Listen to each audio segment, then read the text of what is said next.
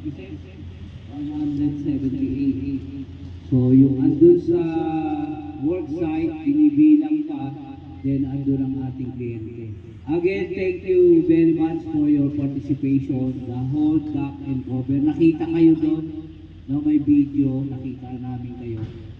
So, again, salamat, wala nag-selfie, no? At nagkukwentuhan. This is in line for the nationwide earthquake drill. Sinumahan lang natin ang fire extinguisher, no? Extinguishment ng sunog. Again, yung kamatayan, walang kamatayan, pull the pin, no?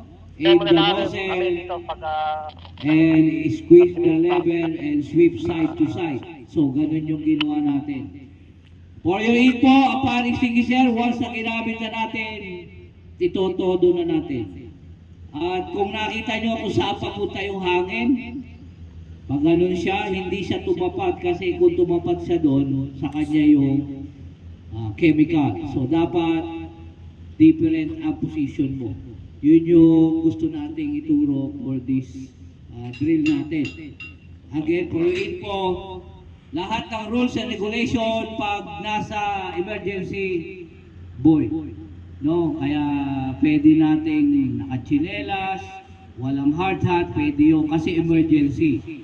So ayaw lang natin mangyari yung other projects na kaka-emergency, may nabalian, no, napilay, kasi mahirap na.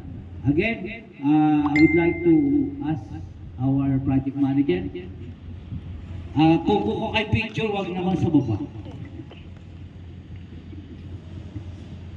Okay, good afternoon. Okay, once again, salamat sa participation nyo sa unang pag-uusapan natin. We wanted to treat this as parang reality kasi sa mga nakaraang buwan nga, madalas yung ating dito, earthquake, no? Ngayon, lalo pa ngayon, nasa elevated areas na tayo. Isa lang yung napansin ko, no? Pag may earthquake, normally it will last minsan hanggang 15 seconds to 30 seconds. Ang requirement natin parati, hold, duck, and cover. No? Tapos pagka medyo okay na at nakikita natin na safe na, saka pa lang tayo lalabas. So, I don't know kung kanina hold duck and cover yung iba sa atin. Pero sa actual situation, huwag niyong kakalimutan yun. No? Mahirap na yumayanig tapos nagtatakbuhan tayo palawas. Hindi natin alam yung possible na mahulog. Maliwanag ba mga kasama? Ayun lang at maraming salamat.